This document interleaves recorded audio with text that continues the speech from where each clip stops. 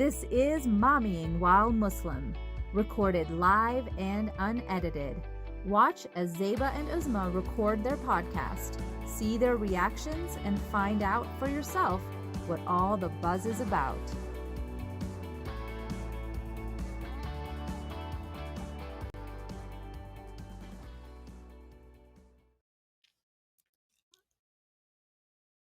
Assalamu alaikum, everyone. Welcome to another episode of Mommyingwhilemuslim podcast. This is Uzma Jaffrey. And this is Zeba Hassan. How are you doing this week, Miss Uzma? Have you officially gotten into the swing of things with your move? I think so. The swing of things kind of looks like, stay in bed all of Saturday and watch Netflix. So I would say yeah. Okay. Any good shows that you recommend? Because I know after our episode with the Yas Guru, I binge watched Rami, and that was actually really eye-opening and fun for me because I had no clue what you guys were talking about. Oh, I'm so glad you watched it and you liked it.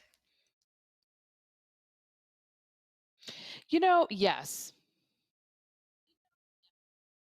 I liked it Good. probably better I'm than you glad. did. I'm And glad. we're And on I a think little we bit of a talked about delay it. today, probably because we have so many people. Yeah.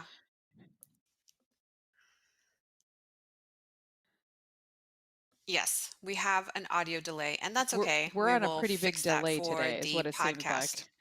like. I Yes. know. It's several seconds, but that's all right.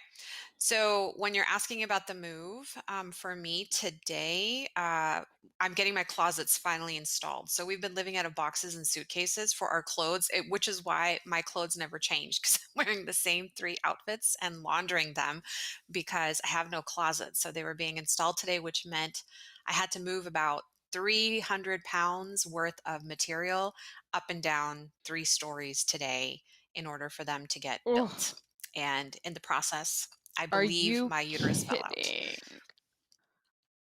No, I'm too afraid to check. Oh my So I figured, let me record the God. So podcast and how then do I'll you go figure find that? out. But Oh my I God. mean, I wanted to barf while I was moving the boxes. So I thought that must be it. But how was your week?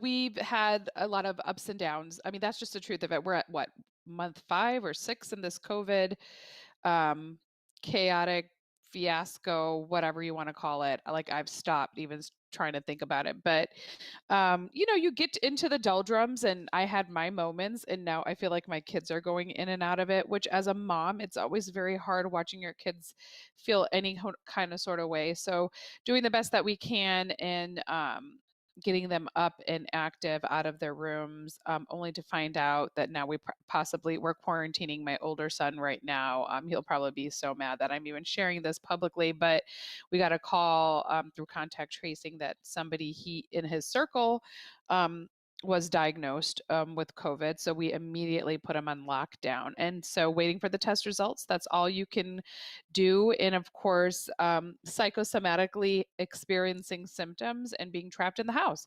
So that has been my week. Do you want to talk about what's our I'm soapbox for the sorry. week today, Osmo?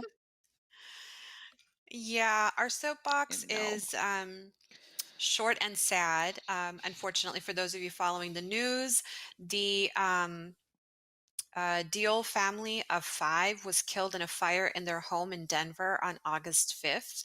Unfortunately, 5 people lost their lives in this fire, including Jibril Deol, who was an immigrant from Senegal and an engineer here in the United States. So he, his young wife, their 3-year-old child, his sister was in the house, her infant son was in the house, and they all perished.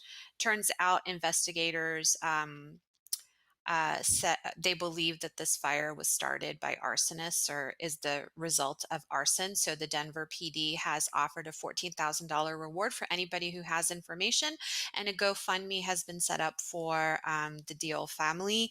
So everybody, please remember them in your prayers. Inna lillahi wa inna ilaihi raji'un. We are very sad to hear this, especially such a young family with like everything before them, and they left everything to come here and establish themselves, and this is what ends up happening. And we know that there are hotspots around the country for certain acts of violence. And unfortunately, even places as nice and family friendly as Denver are not no exception. So if you have any information, please contact the Denver PD. We'll put the GoFundMe for the family on our show links for today. That's our soapbox.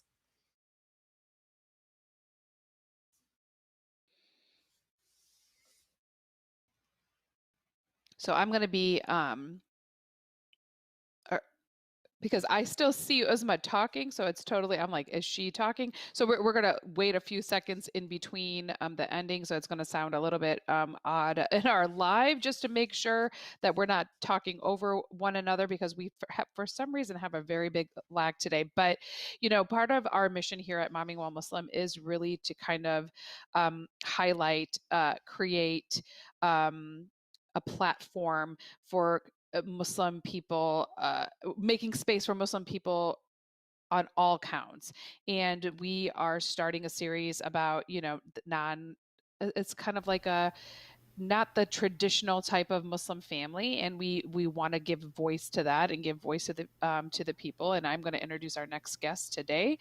She's a special because we've been kind of begging people to come on and share their story, and to talk about things that in our communities we don't necessarily want to talk about. So we were trying to find a Muslim mom who married a non-Muslim partner. So thank you so much for filling this need. She's going to remain anonymous. We're going to call her M.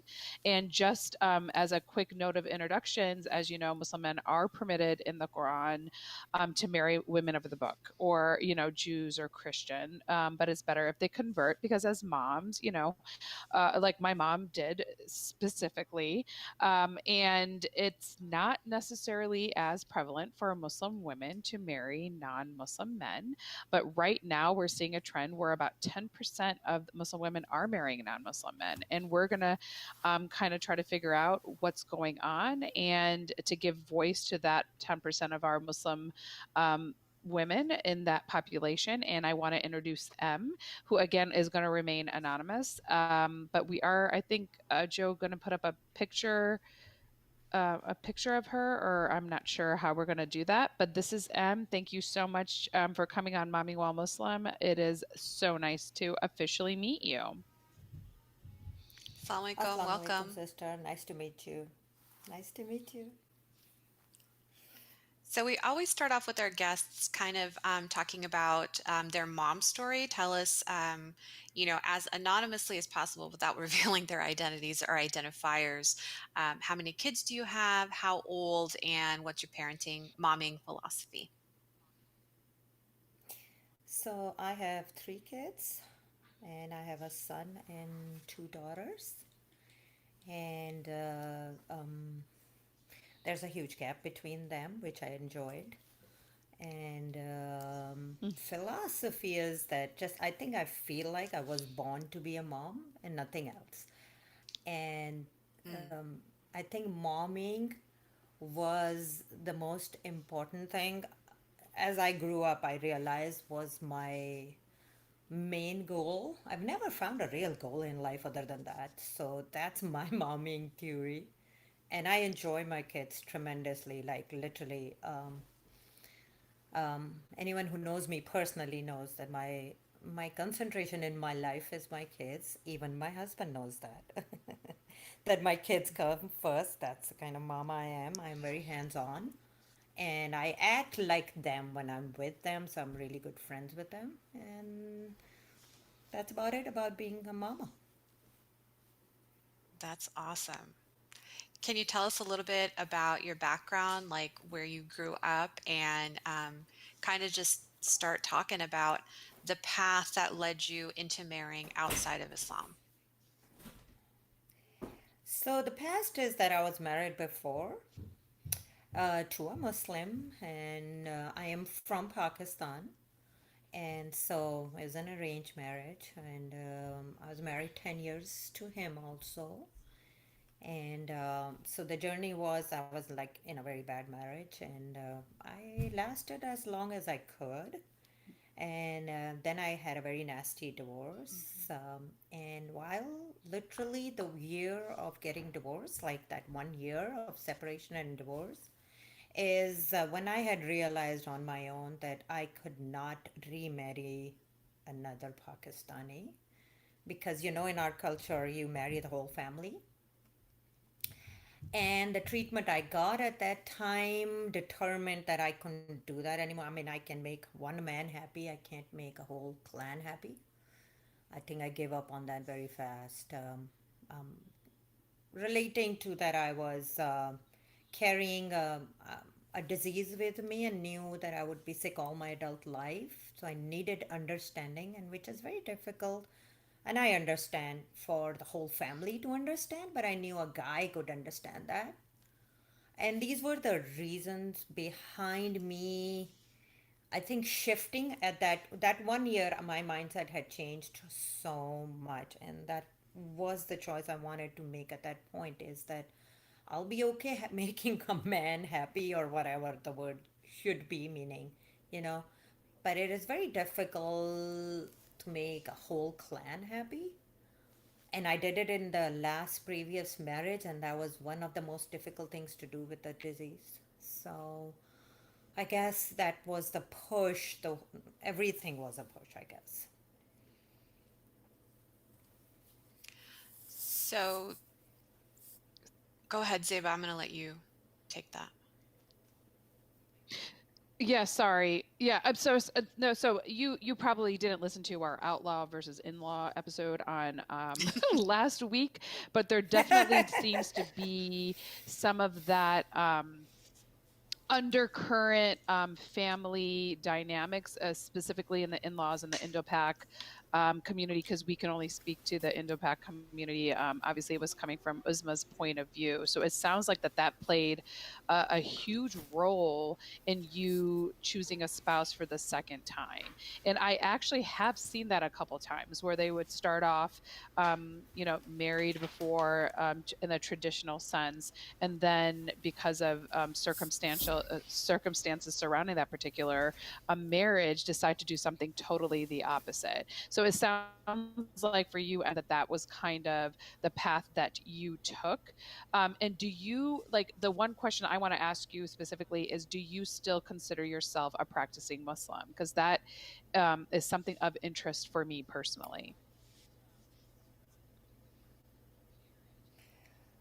Uh, so, well, Zeba, I think the religion part never was a question. I am very connected in that area, and I don't think anyone can take my religion away from me. I was always so my upbringing was very towards Sufism in one part, like my mom's side. And when in my dad's side, my grandmother was the reason I learned how to, pray, and her stories and everything. And growing up in my 20s, my ex-husband was not at all religious. So it was very difficult to even make him do zakat. And so I had lost the religion, actually being married to a Muslim. And then when I actually Interesting. met my new husband is when I started reading Quran in translation. So the first time in my life when I read Quran was I was 34 in translation. Wow. So I felt like I connected more after I met my new husband because I wanted to explain it to him when he had questions, and I didn't know the answers myself. So I believe, for me, I'm not talking about other girls, I connected more with my religion after I met my new husband and his family. I find that So I'm a so very fascinating. much, I didn't even think of that. yeah, because you need to answer all the general questions that the new side of the family will have, the new husband will have.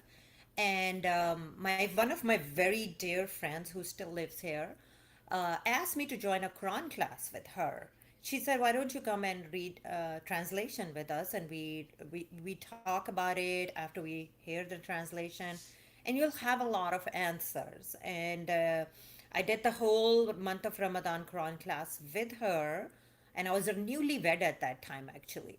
So after being married to him that year, I learned a lot, in which was very funny because in Quran, Surah Baqarah and Al Imran is all about women's rights, and I was like so blown away because as a child in Pakistan, Hmm.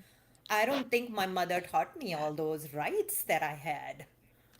So, yeah, I became actually more stronger Muslim after I married him. I love that. I absolutely that's like blowing my mind right now because we know so many families who are both partners are Muslim, but they're not practicing and they're kind of like Ramadan Muslims or Muslims in name. They identify as Muslims, so that's important and we recognize that. But the reason why this topic was particularly important to us because very recently a matchmaker told me, we need to find more Muslim guys. It helped me increase my database because these Muslim girls, these highly qualified Muslim girls, are marrying outside of the religion, and this is going to destroy the generations. And I kind of was like, wait, why is it destroying the generations? Because I know, rare circumstances where I have seen that it actually looks okay. I just don't know what's happening behind the scenes. I don't know how the kids are learning religion in that household. So, are you comfortable telling us a little bit about what faith tradition or how you're teaching faith in your household with your kids? So, my husband's side of the family is actually not religious at all.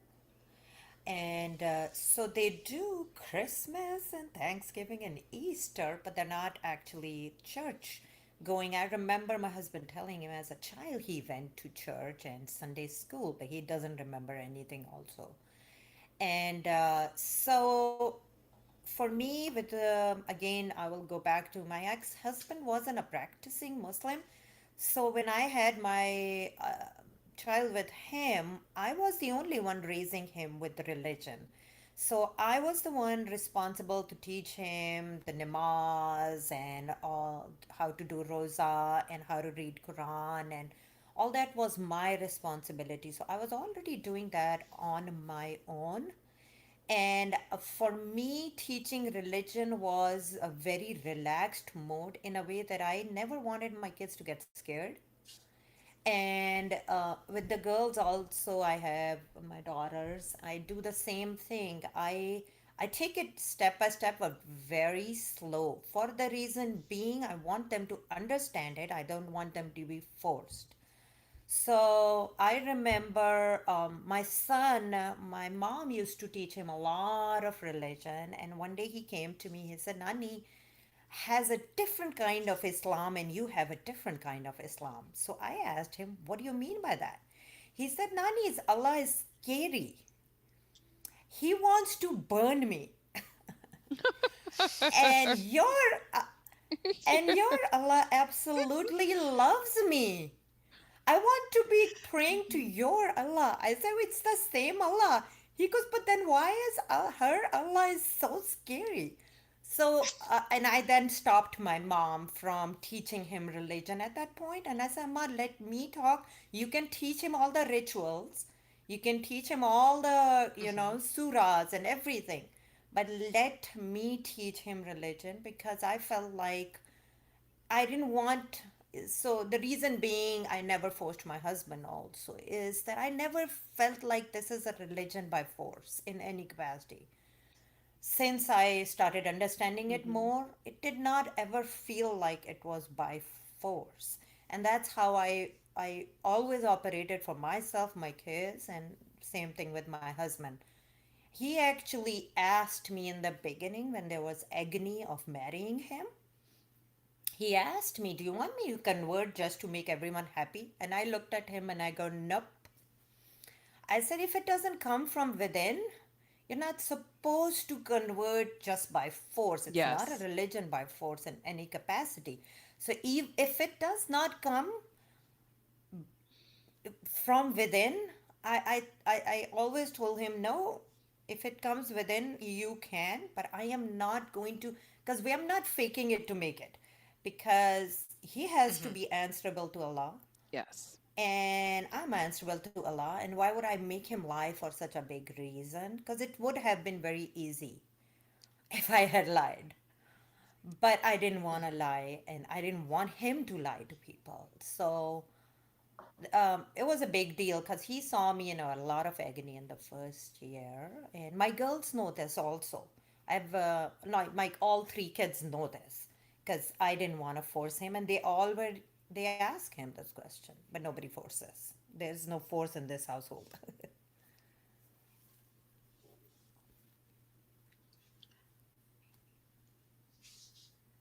That's actually really interesting that you say that because I have a very similar viewpoint.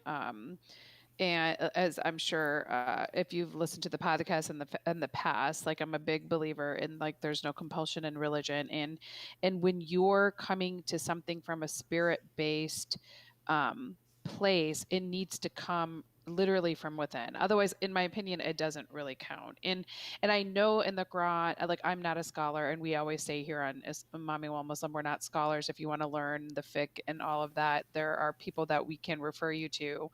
But in my own personal journey, I do feel like the moms are the teachers, are the heart of the household, and I've said that a couple of times before. Like my husband and I are both obviously practicing Muslim, but who my kids pray with is me. Who my kids learn about Islam is me particularly. So I do feel, maybe in the past, where women weren't necessarily allowed to marry outside of their faith, but I don't necessarily think that holds true today. And people might, I'm sure we'll get writings about this and private messages, but the truth of the matter is, like, if you're strong within your faith, as it seems like you are teaching your kids, and I don't necessarily feel that your partner has to be Muslim. Obviously, I think in an ideal world that is the case, just because it makes life easier. Let's just be real, if everybody is on the same page. But it seems like in your first marriage, you guys were both quote unquote Muslim, and that wasn't the case. Do you find a lot of pushback from the community when you tell them specifically, like you said, it could be just easy for you to say he's Muslim, but obviously your husband is not. Do you get pushback from the community to kind of go along for the sake of getting along? So I have actually, in the beginning, people had questions, and in the beginning of me being married, I actually had backed off of the community. That's how I would push it. I had close friends, and that's all I was hanging out with. And personally, nobody asked these questions other than few friends. Few of them hung up on me when I told them on the phone, very pissed off. And I let them be because, again, Mm-hmm. making the decision for divorce was also the same thing. I had lost a lot of friends in that department also. So at that point in life, I didn't need to. And for years, I was out of the picture, meaning, I would not socialize too much. And actually, I was so happy in my life, I didn't need to also, and I was busy. But years later, when I did start going to these events and parties and meeting people, not a lot of people actually genuinely came and asked this question. More of the concern of, am I happy? And there are few people who had the weirdest possible questions, which were not actually related to religion, but very stupid questions. Very dumb, Can you dumb please questions, tell I us what should those say. were?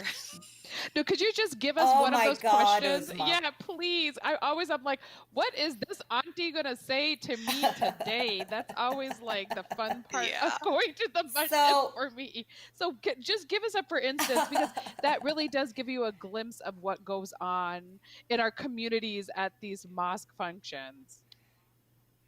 okay, so one of the ones was I went on a dinner, and they were like, I think there were 12 girls, and we're sitting in PF Shanks. So it's like, they're all dressed up. They wore their Louis Vuittons and all that, and they're all like acting like they're very hip.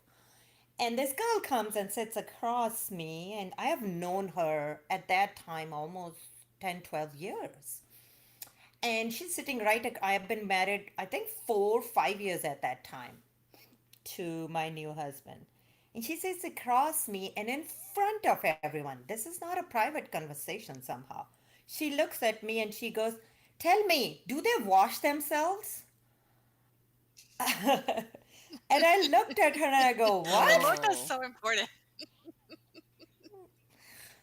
And I look at her and I go, "Does your husband wash himself?" Because I was like, I would never ask this question for to a you. Muslim also, and or a Uh-huh. non-Muslim or a woman or a man. I would That is never. crazy. Hmm. So I was about to answer, actually, being intimidated, and one of the friends sitting over there, which I wasn't expecting her to defend me at all because she barely knew me, she looked at her and she goes, "Isn't that too personal?" And I was like a godsend. I was like, "Okay, no, Good I for don't need to her. say anything now." So I Yeah. have so much respect after that to her because she wasn't my friend and I knew she was very conservative, but for her to step in and say that, so I think that was one Mm. of the most weirdest questions out of all of them. And I had a question that the kids were legit because my kids afterwards, when I did have my kids, they were asking me if they were legit or not, which was very weird. And they were asking my Can you explain what that wedding means? date. That is a weird question. So I was out of the picture for a couple of years. And I went, and I was then pregnant. And I went to this Niaz. I don't know if Zeba know what Niaz is. I don't know what it is. What's a Niaz? I don't know what that is. So What is the this? Yeah. the Shias will do Niaz, and it's Okay. like they pray on the food and you go and eat the food. Pretty much, that's all I know at Oh, least.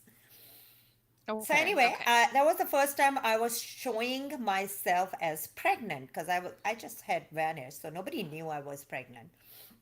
And that was a year and a half later of me being married. And anyway, this guy comes to my husband and he goes, "Hey, Madhya is pregnant." And he goes, "Yeah, hi, nice to meet you." It was very like he had never met my husband actually.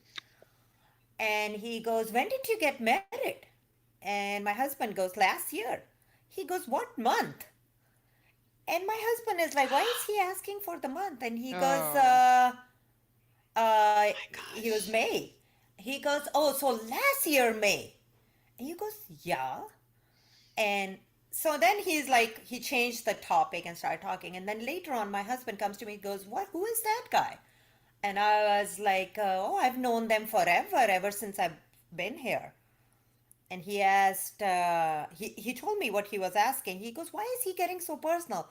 And I clicked it immediately, knowing the Desis. And I was like, "Well, he wants Yeah. to know if yeah. these kids are, legit or not." He Legitimate. goes, "Why I would he ask see. this Yeah. question?" I mean, who asked a month of us getting married? I said, "Him. He wants to do his math." And my Yeah. husband was very, very Oh pissed. He my goes, "I'm going to go tell gosh. him. It's none of his business." And I go, "No, no, no. Just let him be. Do I need to explain myself to anyone?" He goes, "No." I said, "Exactly. So you don't need to explain it to him." And I always had that theory that I don't need to explain myself because my Allah is watching. I always had that theory. So, Hmm. yeah, that would be, those two would be the most like, what kind of questions. But then I have a lot of other Yeah. ones, but that are Mm. less entertaining, but still entertaining. Yeah. So I have one that I've heard myself, and I've actually wondered it myself, but I would never ask it because I'm of the opinion that it is not my business and I should just shut up. But I've actually heard people ask, Mm-hmm. is he circumcised? And I do not expect you to answer Oh, that. yeah. That is just my segue into the actual question I have for you. So please don't answer that. But Okay. you got these kinds of reactions from the community? Because as a woman, you're marrying outside of Islam. Can you kind of speak to the Yeah. reaction that would have happened if your brothers had done that? If they So had married I outside of have Islam? What would have no been the reaction of the community? community. I don't know actually, because I have few relatives that have married, but they were all men marrying women. So, and I had a huge reaction from my brothers. And I think their reaction, I understood their reaction a lot at that time, because they thought that their sister is very innocent and she's being used and blah, blah, blah, blah, blah. But for me, I felt like they were very protective. They didn't want me to be used. They thought that the guy thinks I'm innocent, um, and I kept saying that he is. We've known each other. We had been dating 8 months when I got married. So, and when we were dating, 6 months out of that, my mom was here. So I was dating in front of my mom. And my mom knew Mm-hmm. from the first Mm-hmm. date, my mom knew him. So like the first Mm-hmm. official date I went on, my mom met the guy. Like it was so super weird, but that's the way I wanted it to be. Because when he asked me Mm-hmm. out, I say you have to come and see my mom. And for him to be an American and going, okay, I guess I'm meeting your mom. That's all he said. He On the first date, wasn't, that's a big deal. Mm-hmm. that's a big deal. And I said, you have to come see my mom because she has to know who I'm going out with. And he did come and Mm-hmm. meet my mom. So for that 6 months, he was at my house every other day, my mom cooking all the desi food, feeding him. And so my mom knew him really well. But my Mm-hmm. brothers didn't. So their reaction sitting across the ocean is different because they don't know who I'm marrying, so they're being protective. And I think for my father, it was religion. So my father was, and still is, he doesn't talk to me. And for him, it was a big deal that who am I, how am I going to answer people what my daughter did? My family, on the other hand, my dad's family and my mom's family, like literally, as soon as I said I'm getting married, we're happy. Like nobody ever from that day onward asked me any questions. So the reaction from the family was amazing, but my brothers and my dad was different. My brothers came around in a way that they on and off would talk to me. Youngest brother does. He's very close to me, and his wife. They both and their kids. But for last, I would say 5, 6, 7 years, the younger brother, the two brothers are not talking, and I have made peace with that actually. I now have comedic sense about that. In the beginning, I used to cry about it, but I feel like my dad would have reacted the same.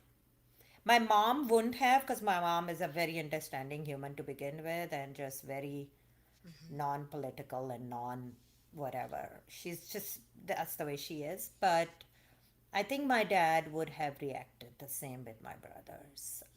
We were very open minded Okay. family. We had Shias, Sunnis, everything, but I don't think he would have taken that good.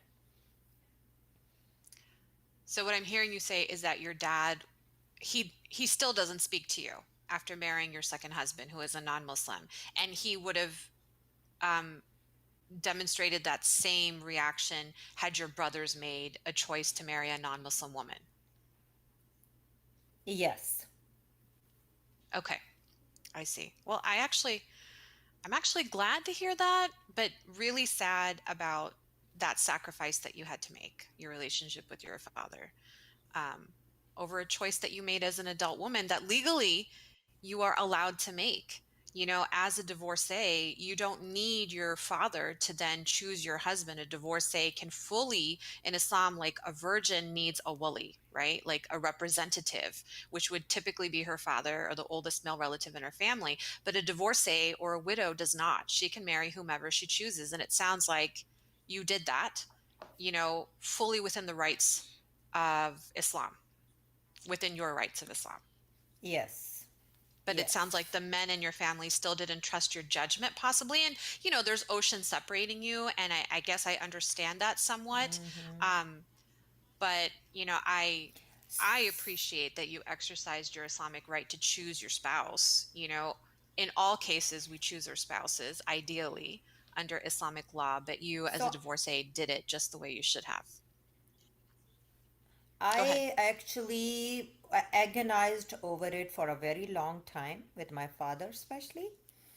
And then one day, one Hmm. of my aunts had a long talk with me. She and I aligned like there is no tomorrow. She's like my Hmm. soul sister or something.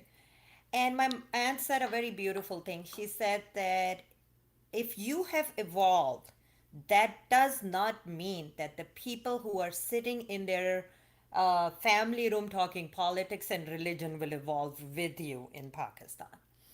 And I actually, that hit home for me in a way that I don't need to change him. If I have evolved and understood better, that does not mean he needs to. And I can't change somebody. I never had the capacity to change anyone. I know that much. So I stopped struggling after that comment, and I understood the situation a little better after her, because she always can explain things to me that nobody else can, my aunt. And her saying that changed the dynamic a lot. And then it was like, I think it was a relief at that point, because I didn't want to be in that agony, because I felt like I did something wrong because he wasn't happy. And I actually, Hmm. my husband always said, "You did not do, did I take anything away from you, your religion?" I said, "No." And he knows that when I do namaz, he says I'm in a trance. So I'm very comfortable in my own skin In your with prayer. my Hmm. religion, especially. In my prayer, I am like literally, I don't know why, but I am always in a trance when I pray, and I like it that way. Anyway, yeah. We have a question from the audience for you, M. If your spouse Okay. is a non-Muslim, do you have any difficulty finding like an imam to perform the nikah, which is the actual marriage contract, the most important part about solidifying a Muslim marriage? Um, did you have any difficulty finding an imam to, I guess, validate or to perform the official marriage between you guys? Yeah, so I did go to different mosques in the community, and nobody was willing to do it. And they were all talking about the fatwa that was given, I don't know how many years back. I'm Hmm. not sure the exact century the fatwa was given. So, Hmm. and I got very sad. I was very, very sad about that. Like, nobody is willing to get help me out. And I called one of my best friend from childhood, and she Hmm. also understands me really good. And I started crying to her, and she talked to her husband, and her husband said, "Okay, I'll provide you with a person who will do your nikah. We'll do it on the phone." And I said, Oh, okay." wow. And just to be honest, I was sitting in a Mexican restaurant having chips and salsa, and on the phone, my nikah was happening. You got married in a Mexican restaurant Having on the chips and phone. salsa Only Muslim. and a virgin, yeah, on the phone having chips and salsa and a Margarita, virgin, baby. Yeah.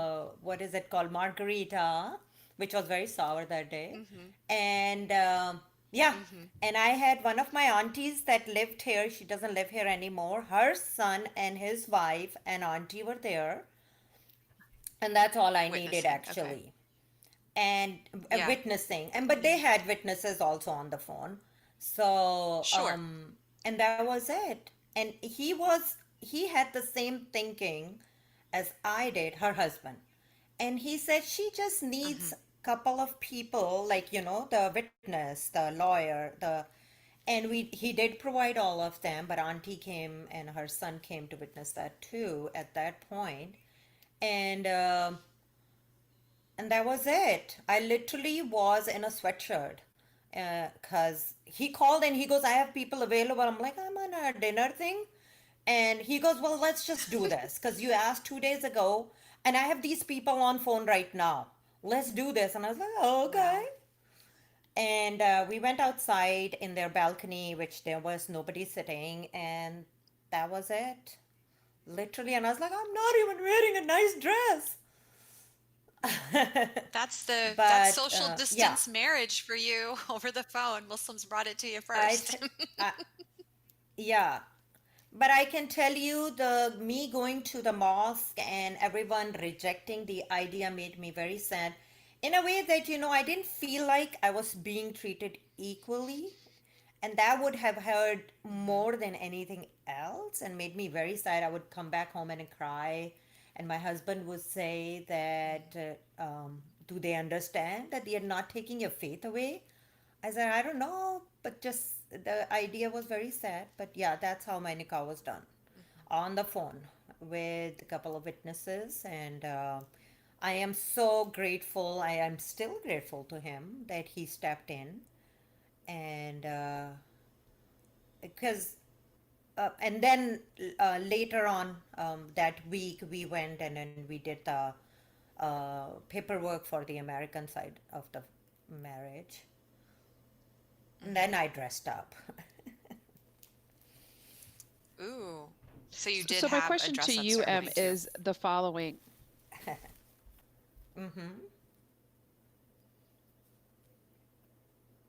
So my What is the question to you, question? M, is the following. Now, in hindsight, would you do anything differently? Or if there is somebody in a similar situation to you right now, like they're kind of back and forth, they're still very tied to their personal belief systems and their religion, but they've fallen in love with somebody outside of their faith. Is there any, is there like some advice that you can give them, that they should talk about with their potential spouse, to kind of, you know, help with some of the, I don't want to call them problems, right? Because all of us have problems, but with some of Transitions. the negativity that perhaps that you have experienced. Yeah, the transitions that I think all married people have, to be honest with you, Muslim or not. But is there something, some pieces of advice that you can kind of give them to kind of help on this, uncharted territory a little bit, with a Muslim female marrying outside of her faith? Um, First of all, I actually don't give too much advice. Even I talk to a lot of girls in distress through their marriages, and I never recommend them divorce because that's not my place. Everyone has their own situation they go through. Same with this. My situation and circumstances were totally different than what anyone else would have been going through. I feel like my husband had more challenges than I did with this interracial marriage, Mm. interfaith, sorry, not it. But anyway, I feel like he has been the brunt of getting more agony through this than I did because my husband has a small family and his family has been accepting everything from the day that my other kids were born and we did adhan with them when they were born to everything I've been doing, taking them my kids to mosque, teaching them how to pray, making them learn Quran. um, that side of the family never had any issue. His friends never had any issue. His family has attended a lot of interfaith events at the mosque with me. I think the more, in my experience, my husband had more uh, backlash than I did. So, Hmm. but on the other hand, it took me years to explain slowly, slowly my religion to him and his family. They were always very, very open. His friends were very open to understand everything. My whole neighborhood has gone to the mosque with me. So I've taken 14 different couples to mosque with me in the interfaith events in years. They all want to know Oh. actually. There's no hesitation.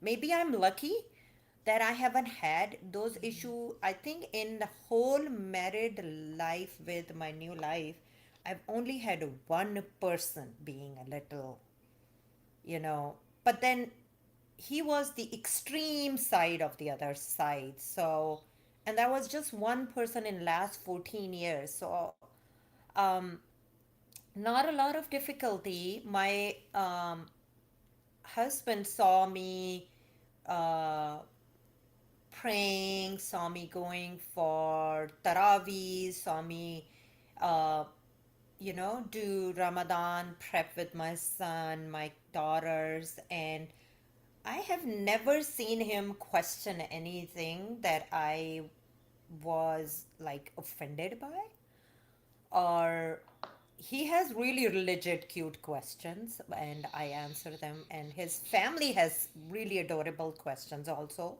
and I always answer them. But they, I think I have been very lucky, but a lot of girls are not, and they face a lot of agony because I have had a friend who was married and her husband converted, and his side of the family was very church going, and she had a lot of issues.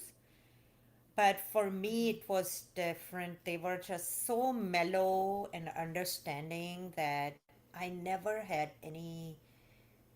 And I would say that if we have a beautiful open dialogue about everything, then it's easier. And I always had a very open dialogue in our household. So, and I was always open to explain anything to them. And yeah, I've been blessed. Well, we are really happy about that. Alhamdulillah, mashallah, tabarakallah, for, Alhamdulillah. surviving everything that you survived. And then to make this huge life choice, because all of us were taught growing up that this was never a possibility. Forget about it.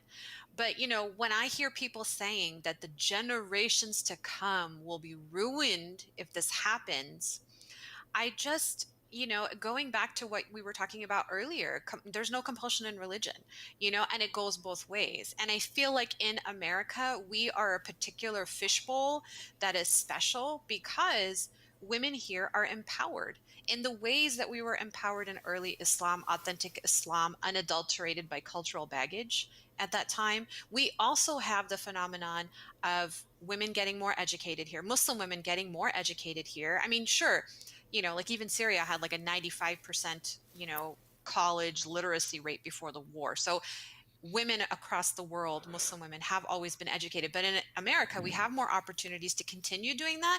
But then the girls are older.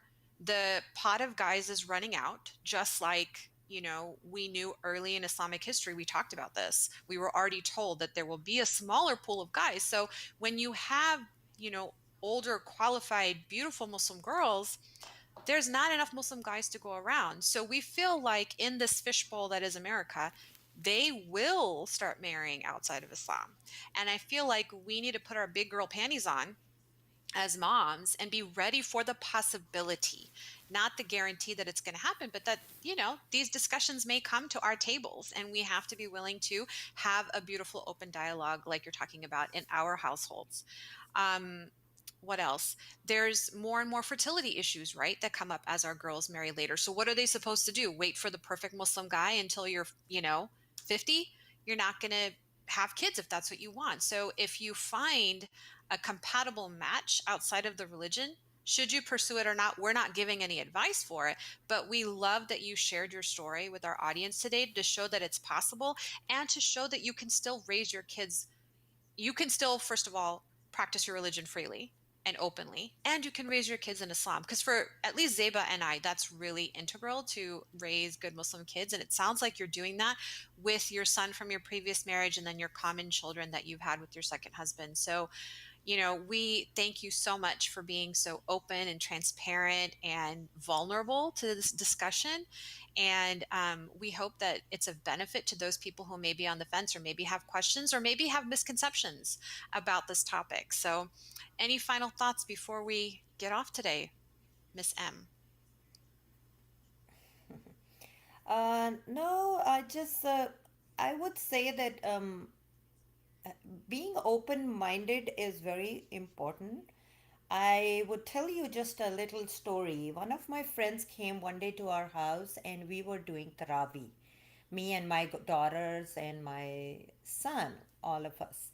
And I opened the door and she came inside and she saw all of us lined up for that. And I said, "Do you want to join?" And she said, "Yes."